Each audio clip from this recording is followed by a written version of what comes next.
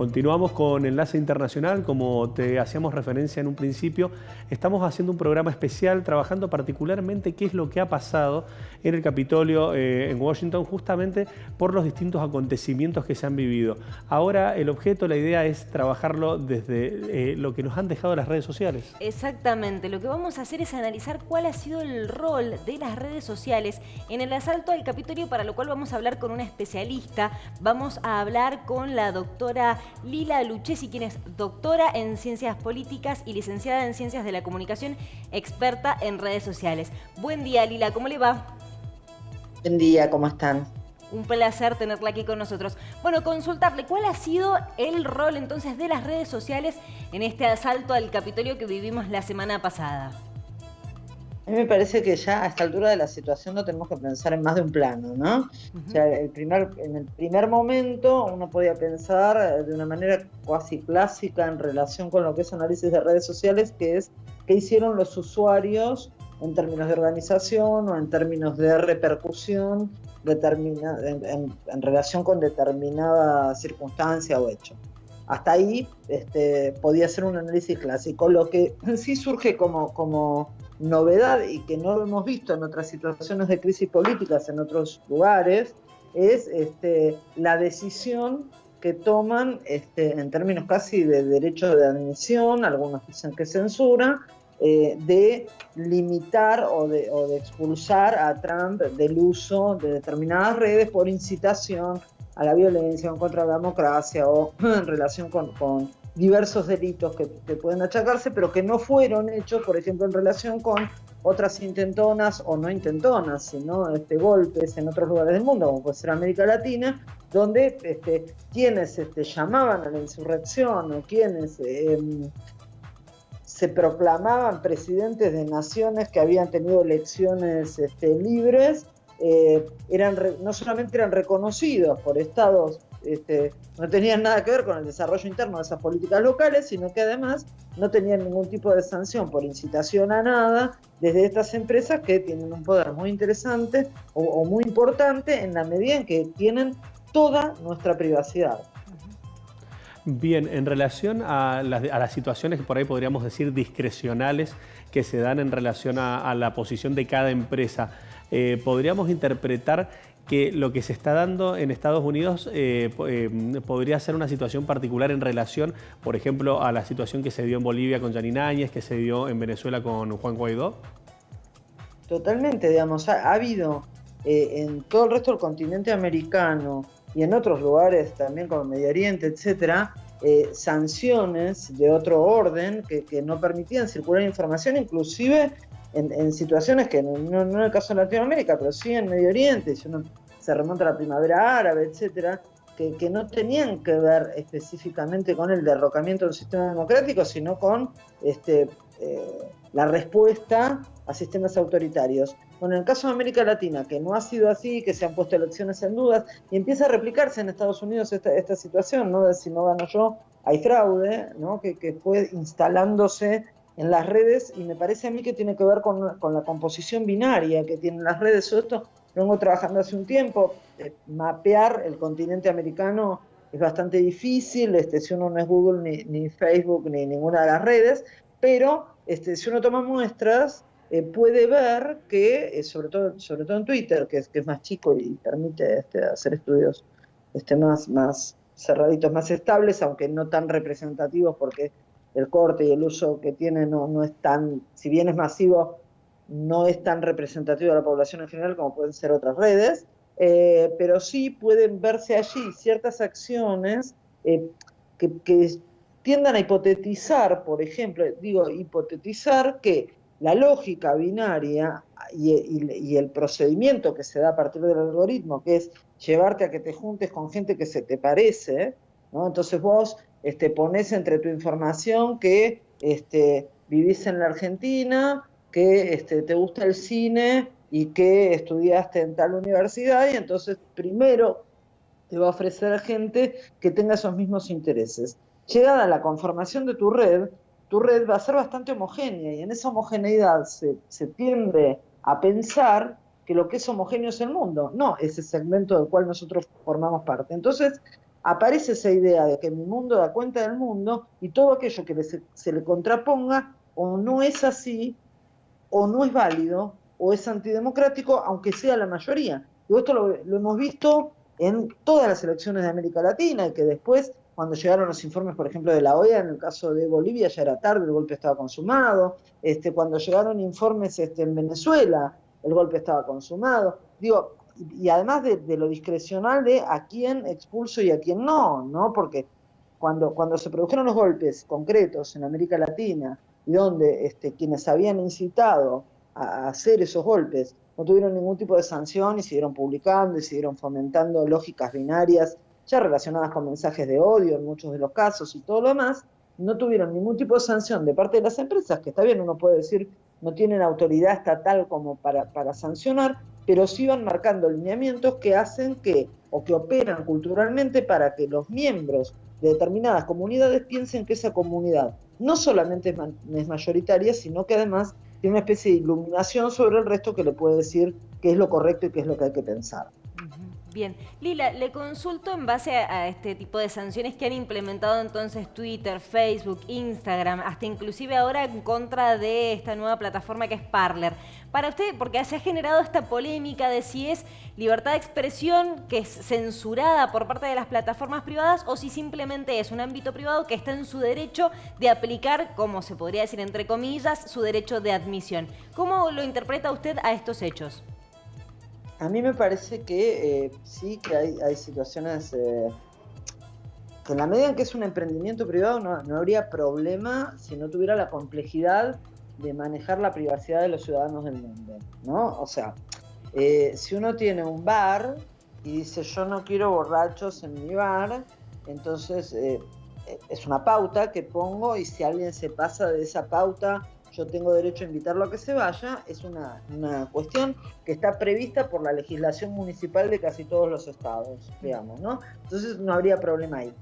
El problema que se suscita con las redes es que están actuando supraestados, están yendo por encima de lo que las normativas estatales establecen en cada uno de los lugares. Entonces, digo, de repente, para poder acceder a una red, yo acepto unas normas que no son un contrato, que son unas normas establecidas unilateralmente por Facebook, por Twitter, por Instagram y por todas las demás, digo, por Google y por todas las demás, donde acepto esos términos y condiciones, donde en realidad lo que estoy haciendo es entregar mi privacidad. Y a veces cuando los estados tienen también sus páginas en Twitter, en Facebook, en Instagram y en todo lo demás, también están aceptando esas mismas condiciones que no solamente implican una situación desigual de quién fija las normas y quién las cumple, sino que además están entregando la privacidad de sus ciudadanos. Entonces, digo, hay allí un problema que yo no voy a valorar, no sé si es mejor o peor, no sé si es bueno o es malo, es lo que tenemos en esta situación, digamos, la privacidad pareciera que en esta instancia o en esta etapa de la historia no es una cuestión fundamental. Si uno ve los adolescentes y sus preocupaciones sobre lo que ellos llaman normalmente nude, era algo impensable hace 30 años, porque a nadie se le ocurría mandar, o a pocos se les ocurría mandar fotos desnudos a cualquiera, y hoy por hoy la desnudez no es una cuestión casi que se vincule con la privacidad, y sobre este tipo de situaciones las redes tienen mucha influencia, o tienen mucho manejo de lo que es la privacidad de los ciudadanos. Entonces, lo que digo es que me parece que dado el poder acumulado que tienen, yo pensaría más que es un acto de censura que un acto de regulación de las buenas costumbres dentro de lo que es el ámbito privado. Lila, que se dé esta situación en este contexto donde estamos a pocos días, menos de 10 días de la asunción de de Joe Biden como presidente, que se dé en un contexto en el cual hay una pérdida de poder efectiva por parte del líder republicano, ¿puede tener que ver con la decisión de tomar esta medida en este contexto? Porque por ahí, en las épocas donde se dio el juicio político, por ahí habían bastantes motivos como para que ese juicio procediera. No pasó por una cuestión de mayoría parlamentaria, pero por ahí entendemos que en este contexto se da también por la pérdida de poder. ¿Vos lo entendés de esta forma? Sí, eso es como bastante clásico a lo largo de la historia, ¿no? El que pierde el poder porque pierde una elección o porque entra en desgracia de alguna otra forma, bueno, es mucho más fácil que sea apedreado y que lo pateen en el piso, digamos, ¿no? Esto pasa, pero en un club de barrio, ¿no? El que pierde el partido y es más fácil que lo insulten o que lo pateen en el piso que se hubiera empatado. Ni siquiera se hubiera ganado, se hubiera empatado, ¿no? Esto más o menos funciona así en casi todas las circunstancias. Pero además, hay acá otra cuestión a tener en cuenta, que es la pulseada entre quién pone las reglas. Si son los estados nacionales, aún con lógicas imperiales, como uno puede pensar los Estados Unidos, que le fijan pautas al resto de los demás y entonces se permiten ir a invadir un país que no conocen, cuya cultura no comprenden, para garantizar la democracia. ¿Y qué ocurre cuando esa democracia no está garantizada dentro del propio patio de la propia casa? Entonces ahí surgen con muchísima fuerza otros actores que ya tenían muchísimo poder porque tenían la supremacía sobre la privacidad de la población global, y que dicen: acá las reglas las ponemos nosotros y si yo quiero te expulso, aunque seas todavía el presidente de la primera potencia mundial. Entonces a mí me parece que hay que mirarlo con mucha atención, el proceso, además porque hay que mirar no solamente qué pasó en las redes, sino que mirar los grados de delirios que generan este tipo de burbujas en las cuales, uno puede ver este tipo de acciones desde los más exacerbados. Que no se tome el Capitolio así de onda tampoco. También hay que tener en cuenta esto. Por alguna razón entraron. Es muy raro que pueda entrar una horda al Capitolio a hacer lo que hizo esta gente sin tener una mínima puertita abierta. Es raro. Es raro que se acceda así, que se vulnere la seguridad de esa manera en un lugar donde supuestamente hay una seguridad infalible. Entonces, lo que digo es que hay que mirar como en capas, ¿no? El proceso. Primero, quiénes son los WASP y tomar en cuenta qué tipo de posicionamiento político tienen estos republicanos extremos votantes de Trump, qué piensan de la democracia, cuánto influyen las redes sociales a vulnerar la democracia. Uno podría pensarlo previamente, podría pensarlo desde situaciones de broadcasting y desde los medios tradicionales de comunicación, cuánto han vulnerado las democracias, no solamente a partir de columnas editoriales, sino de falseo informativo, ¿no? Y a la vez, me parece a mí que las redes, el mayor aporte que tienen al autoritarismo global es aquel que hace conformar núcleos duros donde la gente pierde el pudor de decir barbaridades, porque en su núcleo todos dicen las mismas barbaridades y empiezan a naturalizarlo y a pensar que esas barbaridades son mayoritarias. Entonces, creo que las redes, al ser manejadas del modo en que son manejadas y al funcionar los algoritmos a partir de conformación de comunidades con determinadas características, lo que terminan haciendo es formar grupos extremos que tienden a leerse como mayorías y que a la vez pueden pensar lógicas conspirativas porque dentro de ese núcleo funcionan bien. Entonces me parece que hay que estar mirando con mucha atención estos fenómenos que incluyen terraplanistas, illuminatis, seguidores de Trump y en Latinoamérica todos estos otros que no reconocen los gobiernos que ganan con el voto popular y que no se les parecen. O sea, hay que mirar con mucha atención porque esta típica lógica binaria que caracteriza las redes sociales tiende a limar el poder de los estados, pero también a instaurar culturalmente una cultura autoritaria. Te consulto, Lila, ya mencionabas el tema de los terraplanistas y esto automáticamente nos hace pensar en las teorías conspirativas y esto también lo vimos en el asalto al Capitolio. Una de las personas que estaba liderando el ataque y el asalto a la institución, Hugh Jackman se hace llamar, que es un hombre que lidera esta teoría canon, esta teoría conspirativa canon que tiene en cuenta la pedofilia supuestamente y una red satánica que lo liderarían el Partido Demócrata con Hillary Clinton a la cabeza. Esta teoría conspirativa, la pregunta es, ¿por qué prosperan tanto estas teorías conspirativas en las redes sociales y por qué tendemos nosotros a buscar este lado sombrío y a tomarlas a las teorías conspirativas? Yo no diría que nosotros tomamos las propiedades. Me refiero, claro, sí, me refiero al general. Hay muchas comunidades en las redes que no las toman, que están en desacuerdo con los antivacunas. Digo, porque me parece a mí que el binarismo tiende a evitar los grises y las paletas de colores, si querés, ¿no? O sea, para pensarlo en términos más visuales, digo, las cosas no son blancas o negras en general, y a veces son verdes. Y no son verdes o celestes, a lo mejor son rosa, ¿no? Va generando otro tipo de posibilidades que no necesariamente las redes contemplan. Entonces, lo que a mí me parece es que la lógica binaria es muy útil para gestionar algoritmos que te permitan armar comunidades, que te permitan monetizar tu empresa de una manera relativamente rápida y ocupar lugares dentro de los think tanks globales, como es el caso de las plataformas como, y no le voy a llamar redes sociales porque no son redes, las redes las conforman las personas, o sea, son las plataformas que permiten que se armen redes virtuales,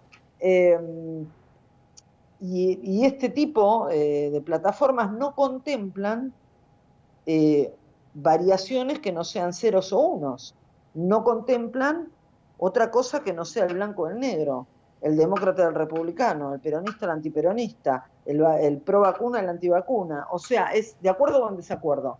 Nunca hay posibilidad abierta, nunca hay respuesta múltiple. Siempre es blanco o negro y no hay opción. En realidad, todos los que estamos vivos sabemos que la realidad cotidiana es más compleja que eso, que hay más opciones, que puedo generar más opciones. El tema es cómo me manejo con esa herramienta, que es una herramienta para conformar comunidad, y si entro o no entro en el juego del binarismo. La mayoría entramos, y lo pongo en primera del plural y me incluyo porque a veces dan ganas de contestar desde un lugar binario cuando alguien provoca, y porque además la provocación opera sobre todo en Twitter de una manera muy rápida, ¿no? O sea, alguien con una frase muy corta puede generar una provocación muy grande que implique el cruce entre personas que piensan en blanco y negro.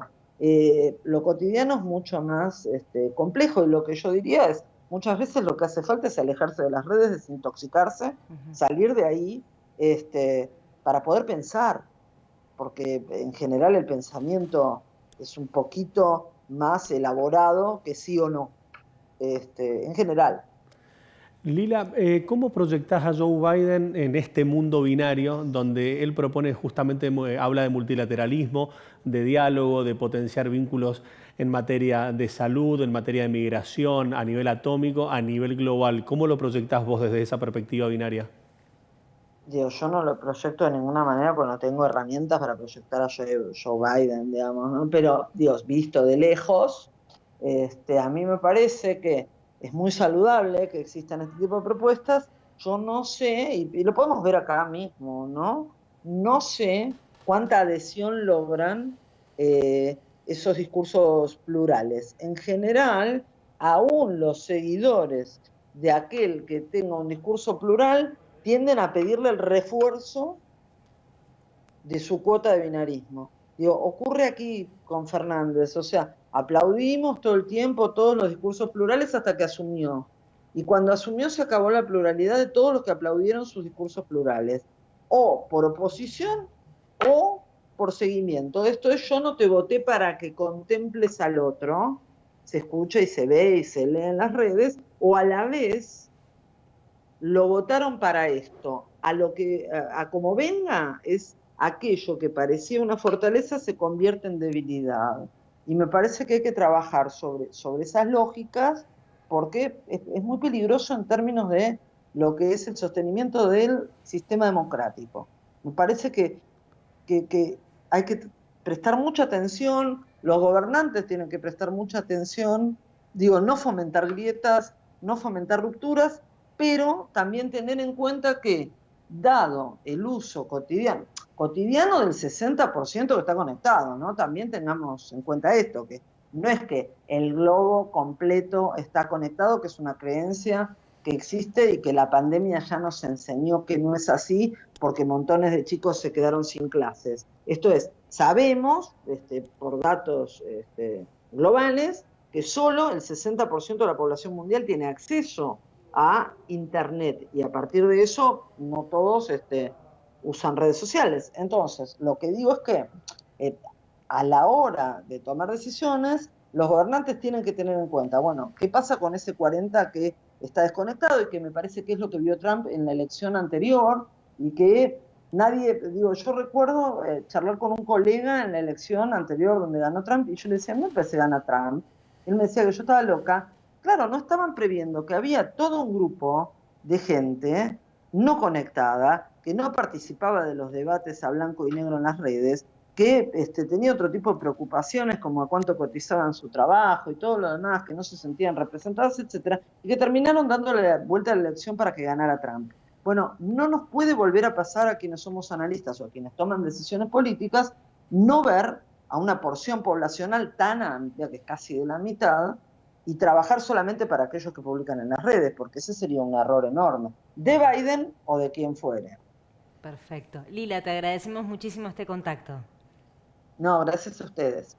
Hablábamos con Lila Lucchesi, ella es doctora en Ciencias Políticas, licenciada en Ciencias de la Comunicación, experta en redes sociales, para analizar cuál ha sido el rol de las distintas plataformas digitales en lo que fue el asalto al Capitolio de Estados Unidos y nos metimos un poco en el análisis político general, ¿no? Tal cual, de hecho, interesantísima por ahí la perspectiva desde cómo partió Lila de la realidad en el Capitolio en relación a los contextos regionales, a cuál ha sido la posición de los distintos, de los distintos grupos que sostienen a tanto Facebook, Twitter e Instagram principalmente, pero cómo también han ido actuando los gobiernos. La realidad es que es muy interesante, da para seguirlo trabajando, porque de acá en más también hay que ver cómo va replicando y de qué forma se va trabajando. Eso es cierto, importante también lo que ella planteaba. A ver, el 60% del mundo está conectado, pero ese 60% también termina definiendo muchas posturas o termina definiendo algunas cuestiones como por ejemplo el asalto al Capitolio, porque cómo se tejió todo el entramado, se está hablando de que ya tenía una convocatoria desde hace bastante tiempo. No solamente desde Donald Trump, que incitó a la manifestación, sino que se estaban armando grupos extremistas para efectivamente tomar por asalto el Capitolio, así como también tiene su lado positivo en el sentido de las redes sociales que han ayudado a una convocatoria para que los jóvenes salieran a luchar por la democracia, como lo que ocurrió en Ecuador, como lo que ocurrió en Perú y demás. También tener en cuenta cuál ha sido el rol de los distintos ciudadanos en este sentido mediante las redes, donde se termina cayendo en una lógica binaria. Me parece que es algo a tener en cuenta y analizar, a pensarlo un poco, qué representa esto, qué nos da para interpretar y de qué forma se va a llevar adelante, sobre todo por los riesgos que representa para las instituciones, para los sistemas democráticos. Exactamente, pero bueno, ahora nosotros nos vamos a ir un pequeño corte comercial, pero quédate ahí, no nos dejes, no nos abandones porque en un ratito nada más vamos a estar hablando del segmento de medio ambiente y de la producción artística. Vamos a vincular todo este nexo de las redes sociales con un documental súper interesante para que ustedes lo vean también. Ya volvemos. Ducci Ópticas. Cumplimos 80 años, junto a vos, siempre con un mismo objetivo, cuidar tu mirada. Ducci Ópticas, mucho más que ver bien. Somos M&R, tu empresa de servicios en chapería y pintura. Con calidad y calidez, brindamos soluciones personalizadas para tu vehículo.